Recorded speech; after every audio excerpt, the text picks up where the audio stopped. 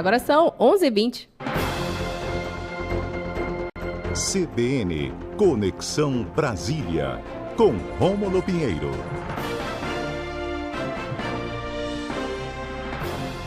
Oi, Rômulo, bom dia, seja bem-vindo à nossa coluna Conexão Brasília de hoje. O Pinheiro, Rômulo, que é nosso colunista toda quarta-feira, está aqui com a gente na coluna Conexão Brasília, vai trazer para a gente por que o ministro Gilmar Mendes está reacendendo essa polêmica, então, sobre uma possível liberação geral do porte de drogas para consumo pessoal. Rômulo, você pode explicar para a gente agora? Sim, a gente cai, mas sempre volta, Izzy. Brasília é assim, muito intenso, a gente fica curioso, tem que fazer um contato para explicar melhor pra gente. Tem um clube do Norte que caiu, mas já tá voltando, viu? É só aguardar. Olha aí, daqui a pouco vem aí, CBN Esporte Pará, o Ronaldo Santos até olhou agora. Já dá logo um aviso pra eles aí que a gente já tá de volta.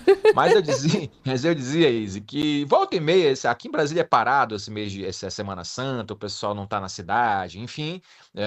E algo acontece sempre com um tema um pouco polêmico, e dessa vez quem trouxe foi o ministro Gilmar Mendes, ele que está num fórum em Lisboa, um fórum jurídico em Lisboa, muito comum por lá, que ele organiza. Então ele mencionou numa entrevista que a ideia do Supremo, pelo menos a ideia a curto prazo, é avançar no julgamento que vai determinar ou não a possibilidade de ampliação do porte para consumo pessoal.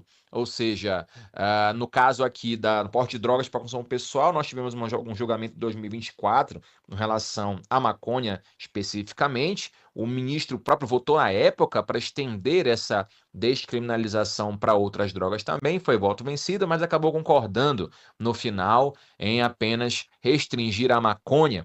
E ele nunca escondeu nos próprios votos ou em declarações que dá à imprensa. O ministro gosta muito de declarar as suas opiniões à imprensa e informa que enxerga essa situação como uma política de saúde pública e não um caso de polícia. E isso porque, conhecedor que é do sistema judiciário brasileiro, nós sabemos aqui em Brasília também que grande parte, chega a 1/3 aproximadamente dos presos, que no Brasil são em torno de 700 mil aproximadamente, 1/3 está nessa condição de tráfico de drogas, até porque a prisão hoje em dia só se dá nessas circunstâncias de comercialização. Quem importa para consumo pessoal e é caracterizado dessa forma, não vai preso, ele vai ter penas alternativas, como palestras ou então cursos. A ideia é tratar, é fazer terapia para quem está na condição de dependente químico, que é um caso de saúde mesmo.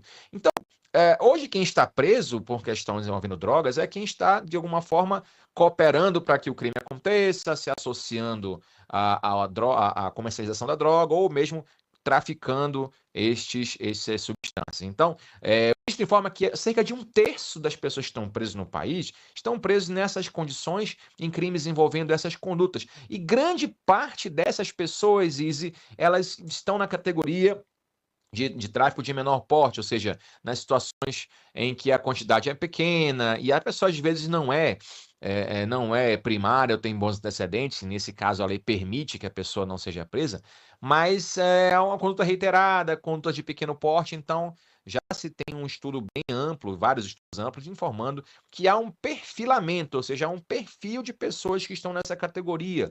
Geralmente pessoas mais desfavorecidas e socialmente falando. É claro, é que o ministro sempre é mal compreendido, e aí as teses contrárias vão dizer que ele quer soltar bandido, enfim, aquelas situações bem fechadas de entendimento que muita gente ainda tem até hoje. Mas o ministro vai um pouco além e ele entende, na verdade, que essa superlotação carcerária, em alguns casos, até prejudica a questão dessa ressocialização e passa muito por essa lógica desse encarceramento a um grupo específico de pessoas. Então, o que o ministro está informando é que isso vai ser levado à corte, provavelmente nas próximas semanas, nos próximos meses. É como se fosse um ensaio jurisprudencial, né?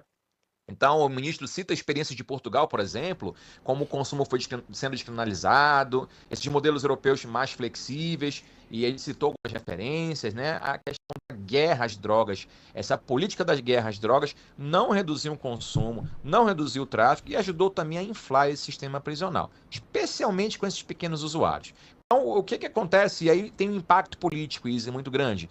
Se o STF avançar para descriminalizar todas as drogas, ainda que para consumo pessoal, esse impacto com certeza vai ser imediato. O Congresso Nacional vai sofrer pressão para reagir, criando legislação para limitar os efeitos dessa decisão. Setores conservadores religiosos vão se mobilizar para movimentar julgamentos anteriores para pressionar, para evitar que isso aconteça. Por outro lado, vai haver uma redução da política criminal e vai haver também redução de prisões por esse tipo de crime, por exemplo, porte. A mudança no papel de política da Polícia do Estado e do Judiciário, e esse foco tem que ser maior no tráfico e em outras condutas do que no porte para consumo. Então, a ideia do ministro é descriminalizar, não quer dizer legalizar, mas em si tratar de pessoas que têm esses problemas de dependência química. E essa é a ideia para os próximos meses aqui no Supremo Tribunal Federal. E a gente vai continuar acompanhando junto com você, Rômulo, quais as novidades, né? Quais são as atualizações desse caso. Quero agradecer, então, pela coluna de hoje. A gente se encontra semana que vem, Rômulo.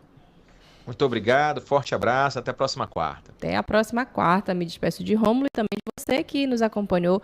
O nosso Estação CBN de hoje está chegando ao fim. Esse programa que teve a operação de áudio de Fábio Alencar e de Érica Progênio, produção de Lucas Silva, nosso estagiário de jornalismo, além de Érica Castro, Diego Beckman e também Ronaldo Santos. Teve gerência de conteúdo e programação de Daniele Pires e direção de jornalismo de Paulo Fernandes. Apresentação: Izzy Sena.